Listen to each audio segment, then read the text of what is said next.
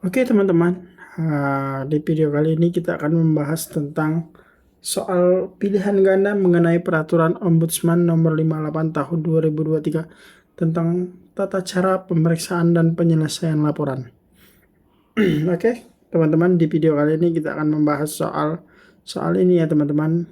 Semoga soal-soal ini dapat membantu teman-teman dalam mengikuti tes calon asisten Ombudsman tahun 2024. Jangan lupa subscribe, share, dan like video ini ya teman-teman. Oke, langsung saja kita mulai di soal nomor 1. Siapa yang berhak menyampaikan laporan kepada Ombudsman? A. Individu. B. Kelompok masyarakat. C. Badan hukum. D. Semua jawabannya benar. Oke teman-teman, jawabannya adalah D. Semua jawaban benar. Jadi semua orang, setiap warga negara, baik individu ataupun kelompok boleh menyampaikan laporan kepada Ombudsman. Soal nomor 2. Apa yang harus dilakukan Ombudsman ketika menerima laporan yang tidak lengkap? A. Menolak laporan. B. Meminta pelapor melengkapi. C. Melakukan investigasi awal. D. Melaporkan kepada instansi terkait. Jawabannya adalah B. Meminta pelapor untuk melengkapinya. Soal nomor 3. Berapa lama waktu yang diberikan kepada pelapor untuk melengkapi laporannya? A. 7 hari. B. 14 hari. C. 21 hari. D. 30 hari. Jawabannya adalah D. 30 hari. Soal nomor 4. Apa yang dimaksud dengan pemeriksaan awal? A. Proses verifikasi awal terhadap laporan. B. Proses penyelidikan mendalam terhadap laporan. C. Proses pemberian rekomendasi. D. Proses pengawasan oleh Ombudsman. Jawabannya adalah A. Proses verifikasi awal terhadap laporan. Jadi laporan itu diverifikasi awal, syarat dan informasi awalnya ya teman-teman. Nomor 5. Dalam situasi apa Ombudsman dapat menghentikan pemeriksaan laporan? A. Jika laporan terbukti tidak berdasar. B. Jika pelapor mencabut laporannya. C. Jika pihak terlapor mengakui kesalahannya. D. Semua jawabannya benar. Oke teman-teman, itu ya, Ombudsman dapat menghentikan pemeriksaan laporannya. Laporan terbukti tidak berdasar, pelapor mencabut laporannya, pihak terlapor mengakui kesalahannya. Jawabannya D. Semua jawabannya benar. Soal nomor 6. Bagaimana cara Ombudsman menindaklanjuti laporan yang telah diperiksa? A. Memberikan rekomendasi perbaikan. B. Mengajukan gugatan ke pengadilan.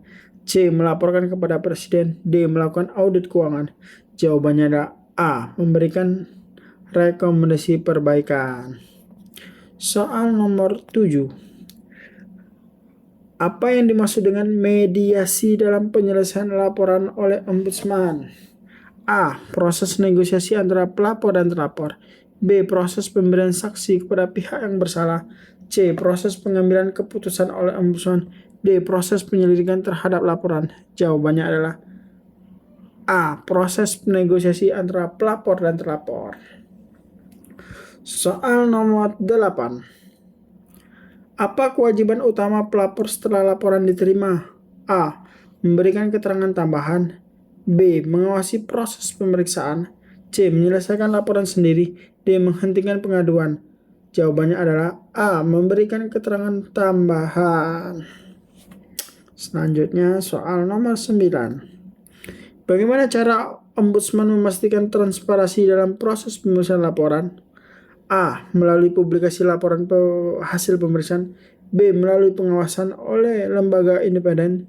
C. Melalui kerjasama dengan media massa. D. Melalui audit oleh BPK. Jawabannya adalah A. Melalui publikasi laporan hasil pemeriksaan. Soal nomor 10. Apa tindakan yang diambil oleh Ombudsman jika pihak terlapor tidak melaksanakan rekomendasi yang diberikan? A. Melaporkan kepada Presiden. B. Mengajukan gugatan ke pengadilan. C. Menghentikan pelayanan. D. Mengabaikan rekomendasi. Jawabannya adalah A. melaporkan kepada presiden. Soal nomor 11. Apa yang dimaksud dengan tindakan korektif oleh Ombudsman? A. Pemberian sanksi hukum kepada pelaku maladministrasi. B. Rekomendasi perbaikan kepada instansi terkait. C. Penutupan instansi yang melakukan maladministrasi. D. Penggantian pejabat yang terlibat maladministrasi. Jawabannya adalah B. Rekomendasi perbaikan kepada instansi. Selanjutnya nomor 12. Dalam hal terjadi perselisihan antara Ombudsman dan instansi terkait mengenai pelaksanaan rekomendasi, siapa yang memiliki kewenangan untuk menyelesaikannya? A. Presiden. B. Mahkamah Agung. C. DPR. D. Menteri terkait. Jawabannya adalah A. Presiden. Jadi dalam perselisihan antara Ombudsman dan instansi terkait pelaksanaan rekomendasi, yang memiliki kewenangan untuk menyelesaikan adalah Presiden. Soal nomor 13. Bagaimana cara Ombudsman memastikan akuntabilitas dalam proses pemeriksaan laporan? A. Melalui publikasi laporan hasil pemeriksaan. B. Melalui audit oleh BPK. C. Melalui pengawasan oleh lembaga D. Melalui penerbitan laporan tahunan. Jawabannya adalah D. Melalui penerbitan laporan tahunan. Soal nomor 14. Apa yang dimaksud dengan laporan yang tidak berdasar? A. Laporan yang tidak memiliki bukti yang cukup. B. Laporan yang dibuat tanpa niat baik. C. Laporan yang sudah ditangani oleh instansi lain. D. Semua jawabannya benar.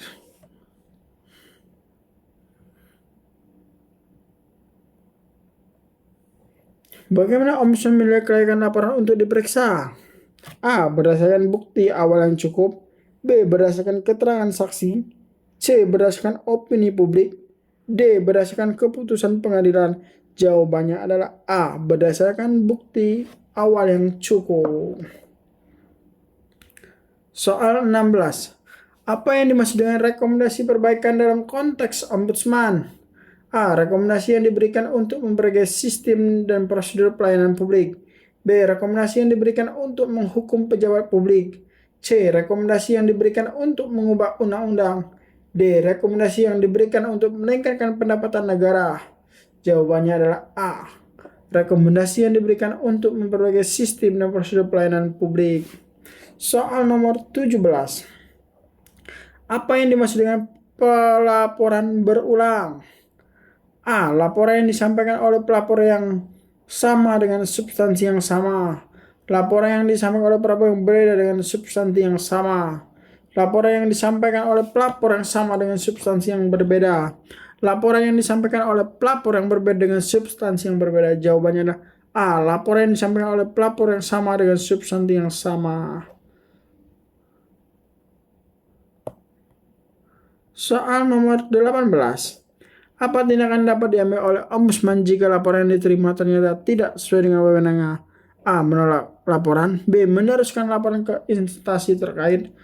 C. Mengabaikan laporan. D. Menyimpan laporan. Jawabannya adalah B. Meneruskan laporan ke instansi terkait. Soal terakhir nomor 19. Bagaimana Ombudsman memastikan partisipasi masyarakat dalam proses pemeriksaan laporan? A. Melalui konsultasi publik. B. Melalui pengawasan oleh DPR. C. Melalui kerjasama dengan media massa. D. Melalui penerbitan laporan tahunan. Jawaban adalah melalui konsultasi publik. Itu teman-teman soal latihan kita untuk menghadapi tes calon asisten Ombudsman. Semoga teman-teman yang ikut dalam tes calon asisten Ombudsman 2024 mendapatkan hasil yang baik.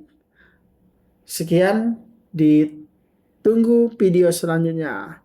Semoga bermanfaat. See you.